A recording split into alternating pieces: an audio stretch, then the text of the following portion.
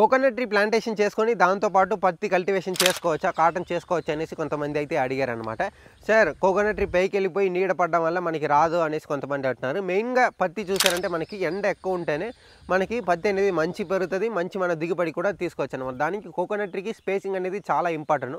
25 distance పెట్టుకుంటే మీరు ఫ్యూచర్లో కూడా ఏమైనా కాటన్ కానీ లేదా ఏమైనా పసుపు వేయాలన్నా కానీ మీకు బాగా హెల్ప్ఫుల్గా ఉంటుంది. అందుకని 25 ఫీట్ డిస్టెన్స్ ఇంటర్ క్రాఫ్టింగ్ అనేది మెయిన్గా బాగుంటుంది అనమాట.